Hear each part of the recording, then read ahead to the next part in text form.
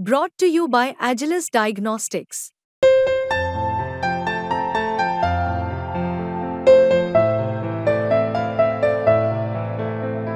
Agilus Diagnostics. काय म्हणते supreme कोर्टाचे न्यायाधीश सुद्धा काढा ते गबाळ बघा, चालून देत नाही हे मनासारखा कारभार. तेच महाराष्ट्रात सुरू केलं का देवेंद्र फडणवीसनी?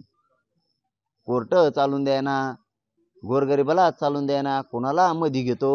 मराठीत लोक संपितो का? ते विनोद तावडेंना तसंच केलं, ते अशोक चव्हाणला तसंच केलं, ते अजित पवारला तसंच केलं, एकनाथ शिंदे साहेबाला तसंच केलं, कितीतरी ते कुटे ग्रुप आहे त्याला तसंच केलं, ते निलंगेकर आहे त्याला तसंच केलं, ते आवश्याचा आहे त्याला तसंच करतो, ते राणा जगदीशी आहे त्याला तसंच करतो, छत्रपती घराण्याला म्हणतो तुमची प्रॉपर्टी मोजून काढीन, असे किती नारायण राणे साहेबाला म्हणतो तुला असं करीन.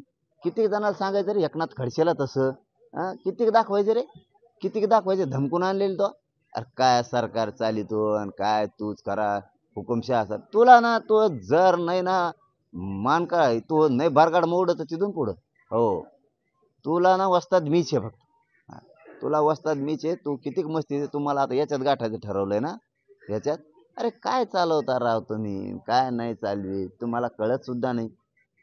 तुम्ही भाजपच्या मराठ्याला अडचणीत आणायला, तुम्ही राष्ट्रवादीच्या मराठ्याला अडचणीत आणायला लागलात, तुम्ही शिवसेनेच्या मराठ्याला अडचणीत आणायला लागलात, तुम्ही ते विठ्ठल सहकारी कारखान्याचा कोणतरी येते अभिजित पाटील का त्याला एका रात्रीत उडील, थोरातला तुम्हीच उडील, विखेंना तुम्हीच उडील. किती लोक दाखवा तुम्हाला कटाळा यायला लागला मला लोक सांगू सांगू. इतका बधीर डोके चालवणारा माणूस असावा ते. अनिल देशमुखाचं तसंच केलं.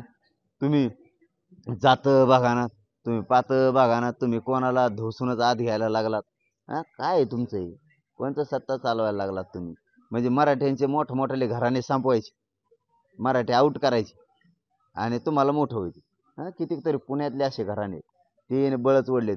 ते काकडे इथं बरेचसे मला वाटतं मोठाले घराणे ती अशीच वळली दादागिरीने. थोरात अशीच वळली. कित्येक तरी ते थोरात येत मोहिते ते बी असेच ओढले कामान धामाचं. नगरची कंपनी ओढली अशीच, संभाजीनगरचं असंच, ते भावना गवळीचं तसंच. म्हणजे हे दादागिरीनंच आहे ना सगळं.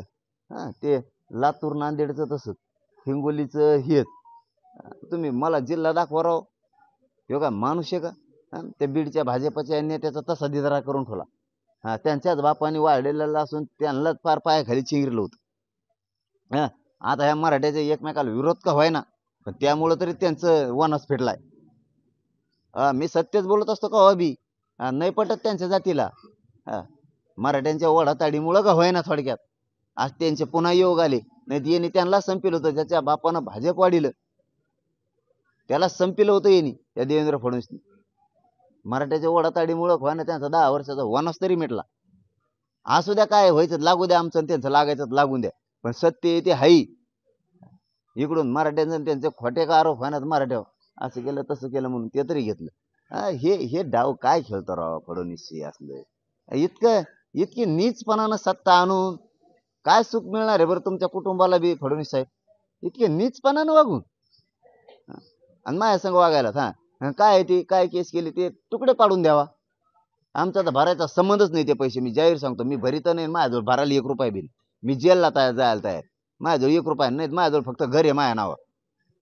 त्या मी मीडियाच्या माध्यमातून जाहीर सांगतो आणि मीडियाच्या बांधवांना विनंती, माझं आजचं सगळं दाखवा. माझ्याजवळ घर आहे. त्या कोण आहे तो नाटकावाला, त्याला म्हणा चल ये तुला घर लिहून देतो. माया वाटे मी नाही देऊ शकत, माझं पैसेच नाहीत. मी घर सुद्धा लिहून नाही देऊ शकत तुला, कारण मग त्याच्यात हिस्साच नाही.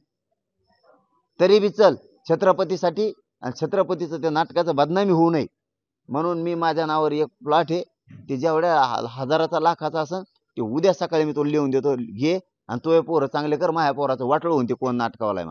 पण हे असलं मला गुतागुतीचं काम करू नका. माझ्याजवळ प्लॉट आहे, मी उद्या सकाळी लिहून द्यायला तयार.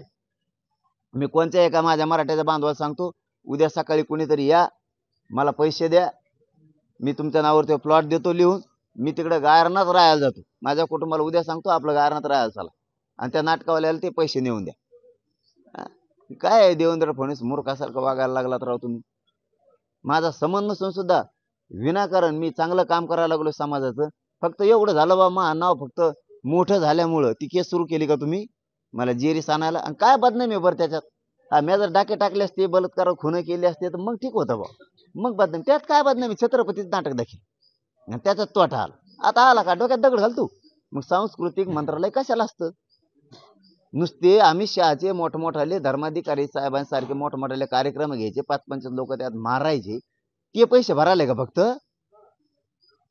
हा सांस्कृतिक मंत्रालय छत्रपतींच्या कार्यक्रमात तोटा आल्यावर भरायला नाही का मंत्रालय त्याला नाही जमत का तेवढं काय जे 4-2 लाख असते ते भरायला लय अडचण आहे मोठी सांस्कृतिक मंत्रालय असतं कशाला सांस्कृतिक मंत्रालयाने आता कोणाकोणाचे पैसे भरले जातात पण तेच बघतो मी बी आता इथून मागचं मला काढाच लागणार आहे ते आता सांस्कृतिक मंत्रालय मराठ्यासाठी नाही छत्रपतींच्या नाटकासाठी नाही तर कशासाठी जर एखाद्या समाजाचे पोरं आणि पोरं होतो त्या टायमाला काही ज्ञान नव्हतं फक्त म्हणले घ्यायला पाहिजे म्हणून घेतलं हा एखाद्या वेळेस उद्धव ठाकरे साहेबांचा मला वाटतं तो नेता आहे त्यांनी फुनगी लावून दिली असणार आहे आमच्या मागं हो नाटक त्याचं आहे ना त्यांनी फुनगी लावून दिले उद्धव ठाकरे साहेब बी म्हणले काका त्याला दी सुटूक न लावून जरांगीच्या मागं होऊ शकतं म्हणजे मला काय म्हणायचं आता की कोर्टानं सन्मानानं आम्ही जर कोर्टाचा सन्मान करतो न्यायदेवतेचं पालन करतो तर न्यायदेवतेचं हेच काम आहे एकदा जामीन घेऊन आलाय ना आता त्यांना सगळ्यांना बोलवणे किंवा ती केस चालवणे 50-50 वर्ष केस चालते तो आमची लईत पटकून आली याच्यावर जसं का 1000 करोड रुपये आहेत आमच्याकडं लईत पटकून आली लगेच बोर्डावर पळती लई ती आमची केस 15 पायाची आहे का गोम आहे का ती 15 पायाची लई तुरु पळू राहिली आणि नेमकी त्याच्याच अंगावर चढती की ती आमची गोम गृहमंत्री फडणवीसच्या म्हणून त्याला गुदगुल्या होत्या रातची त्याच्या ढेरीला गुदगुल्या होत्या रातची आमचीच कस काय निघली पटकून इतक्या केसेस नाहीत आणखी काय बदनामी आहे त्याच्यात